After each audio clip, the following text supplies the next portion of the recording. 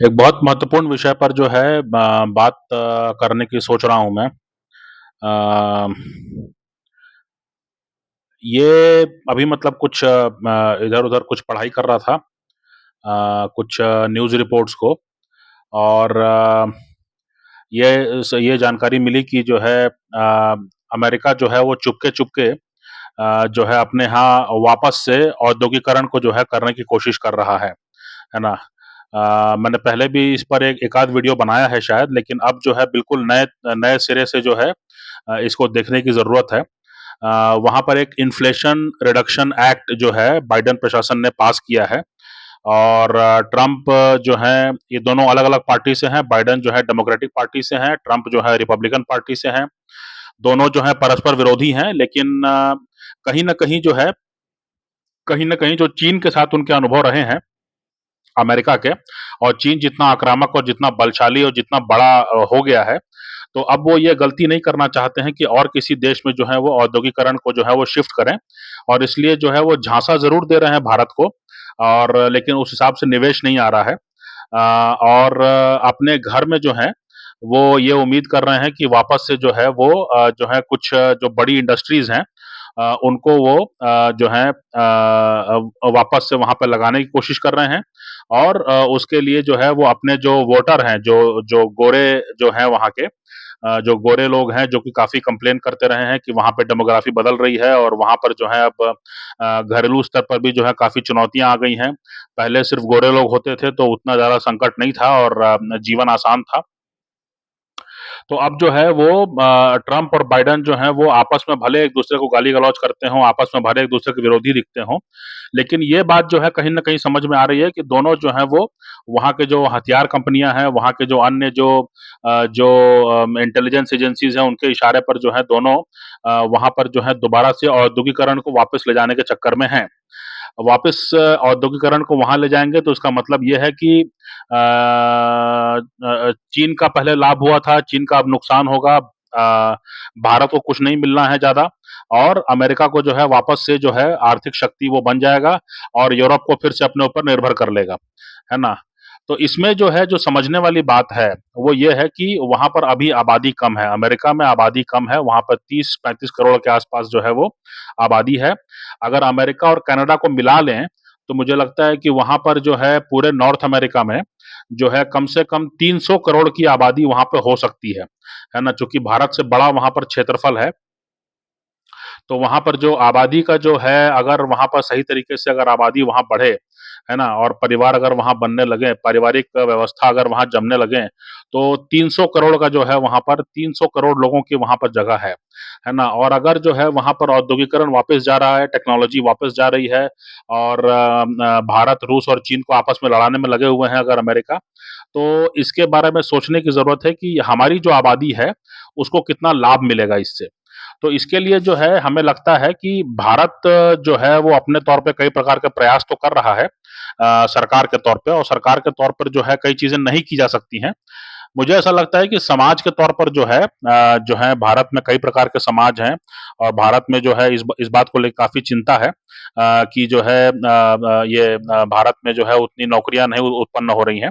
तो इसलिए जो भारत का और पूरी दुनिया का जो ग्लोबल साउथ है, जिसको हम कहते हैं, जो दुनिया के जो ऐसे देश जो निम्न और कम आय वर्ग के देश हैं, या जो विकासशील देश हैं, है ना? वैसे देशों को जो है आपस में मिल कर के एक मुहिम शुरू करना चाहिए, ये किया जा सकता है ना? कि जिसमें वो कहें कि भई अमेरिका में जो है जो भी औद्योगिकरण हो रहा है, तो उसमें जो है अलग-अलग इलाकों से, अलग-अलग क्षेत्रों से जो है एक कोटा फिक्स किया जाए कि वहाँ से जो है इतने लोग वहाँ जाएँगे, और वो जो है न सिर्फ़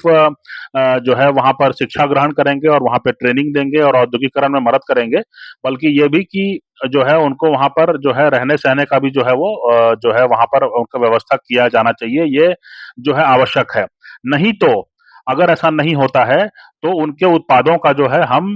जो है खरीदारी नहीं करेंगे, है ना? क्योंकि देखिए दोनों पक्ष होता है, आपके पास कुछ बनाने की क्षमता है तो उसको बाज़ार में बिकना भी चाहिए। तो अगर जो है गुडविल है, as a manufacturer, as a एक उत्पादक के रूप में अगर आपका गुडविल है, तब तो ठीक है ना? तब तो लोग आएँगे, एक नॉर्मल रूप में जो आएँगे, लोग अपना जो आपकी अपनी ज़रूरत की चीज़ें हैं वो खरीदेंगे और फिर वो चले जाएँगे। पैसा दे करके। लेकिन अगर आपका गुडविल नहीं है और अगर कोई ये समझता है कि नहीं ये तो आदमी जबरदस्ती करके जो है सारे धंधों पे कब्जा कर रहा है, तो वैसी स्थिति में जो है लोगों में आक्रोश निकल आता है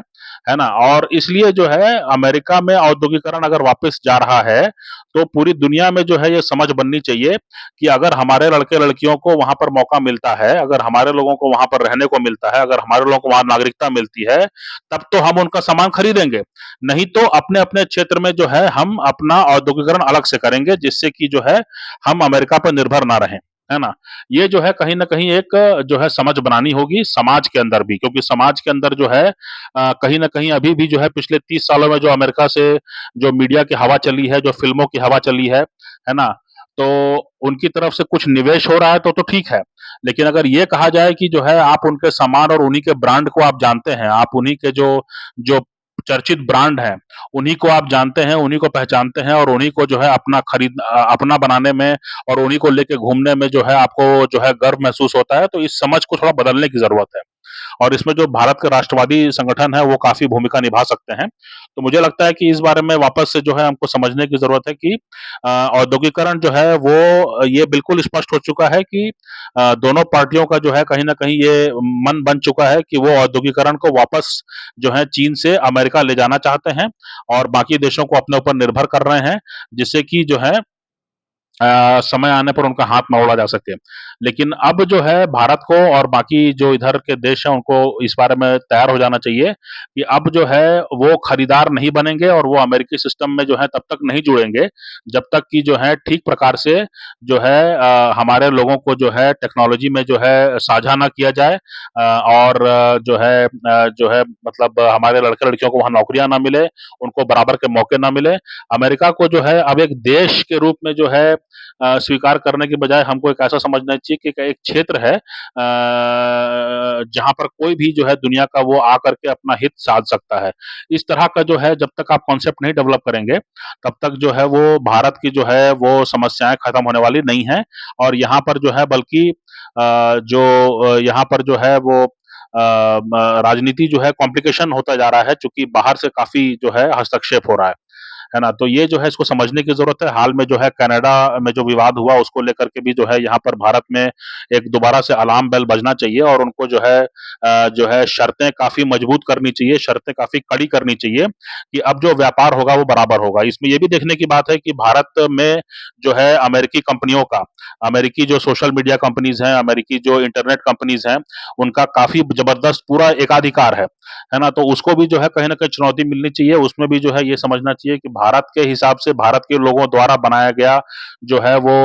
ऐप्स हैं, चाहे वो जो अलग-अलग प्रकार के व्यवसाय हैं, अलग-अलग प्रकार के जो इंटरनेट प्रोवाइडिंग है, इसको जो है हमें प्रमोट करना होगा और ये भी जो है माँग रखनी चाहिए सामूहिक रूप से ग्लोबल साउथ को कि डॉलर